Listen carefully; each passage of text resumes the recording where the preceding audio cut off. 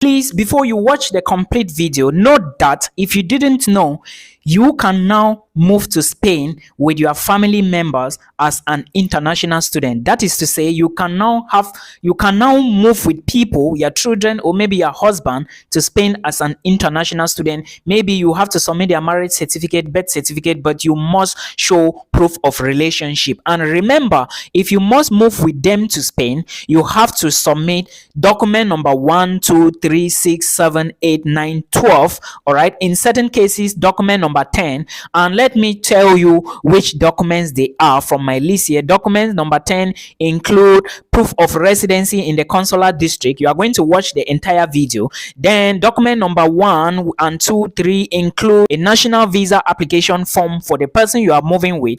Document number 2 is a photograph, passport photograph. Document number 3 is a valid and unexpired passport. Document number 6 is of commitment or sponsorship letter, who is going to sponsor the applicant. Document number 7 include health insurance. Document number 8 include criminal record of the person who is moving with you to Spain. Document number 9 include a medical certificate, and document number 12 is an authorization of a legal representative in case the person is a minor. Now, the full video is available here. For those of us who are from Cameroon, you would understand that for a very long time, I have been saying that there was no appointment at the level of the Spanish embassy, but right now it is open. Remember, as an international student who wants to migrate to Spain for studies, you should go. First of all, I'm going to drop the link in the video description box. So first, listen to me, then you follow that link to see what is going to happen next.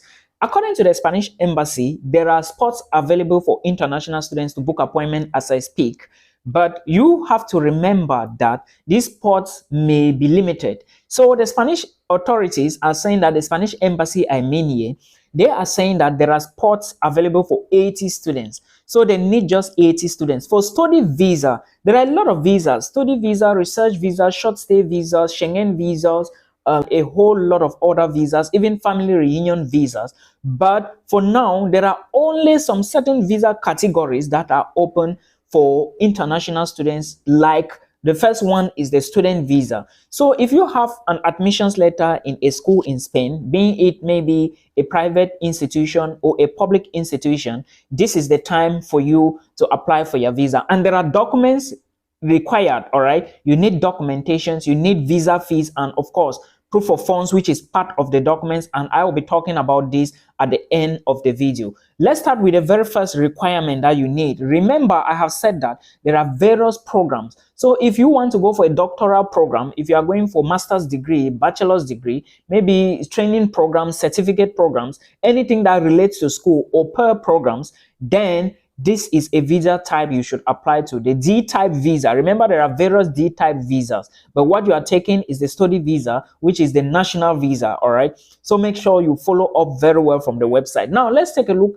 at the documents. The very first document you are going to be providing to the Spanish authorities or the Spanish embassy is the national visa application form. This is a form you are going to fill, and each applicant has to complete and sign this form. All right, remember, if you are a minor is someone who is below 18, right? Yeah, a minor is below 18. Your parents have to be the one to sign this document. All right, or they have to show proof that you are actually going to study in Spain. Of course, they have to supply the documents to you. Then when you sign, you also take a document from them to the embassy before you submit your visa application form. Another document you need is a photo. It's a photograph, all right, a passport size photograph, a color photograph, a recent photograph taken against a light background facing forward with dark or respective glasses. Without dark or respective glasses, you must not have goggles on, all right, before you take the picture. It is a passport size photograph, not a selfie. I hope you understand. Then they also need valid unexpired passport.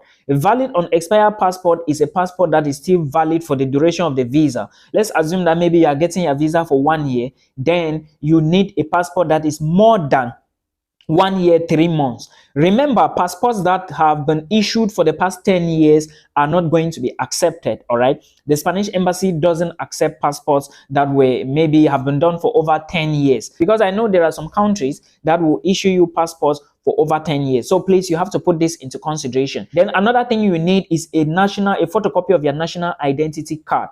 All right, make sure you take this photocopy to the embassy. Failing this, a photocopy of the receipt will be accepted. If you do not have, because I know a lot of people, my people from Cameroon, they have issues with the national identity cards. If you have a receipt, a recipite, what we call, is it a recipite, something like that, a receipt, all right, the carton, what we commonly call the carton, you can carry it as well to the Spanish embassy.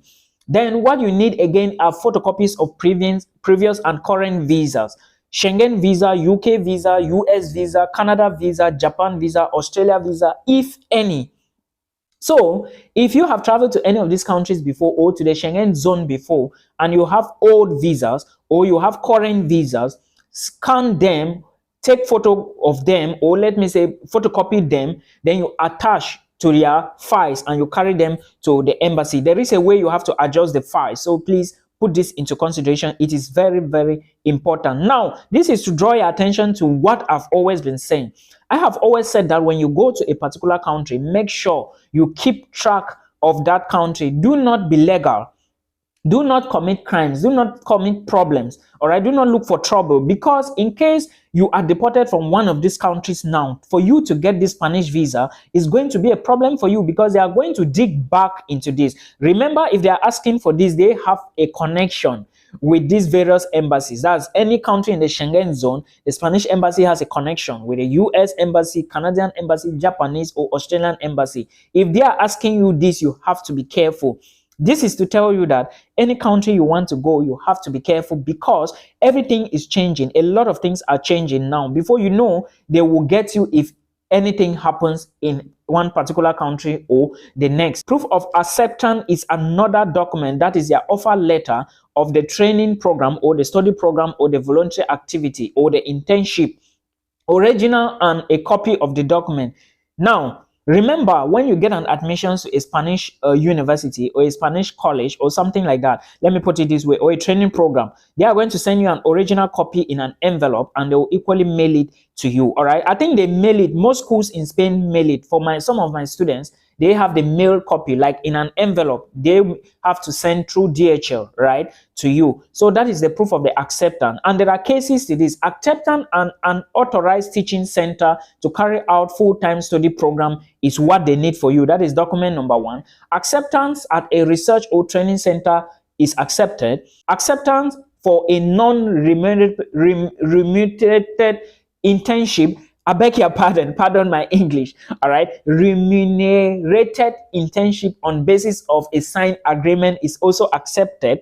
Then an agreement with an organization responsible for a volunteer program is also accepted. This is part of an acceptance letter, or these are the various forms of acceptance letters, guys. I've talked about the proof of acceptance or the acceptance letters. Let's now go to document number 5, which is the proof of funds. Let me just cut the story short. The amount of money you need, all right, for 1 year study program is 6,948.24 euros per year. So this is the money that has to be in your bank account.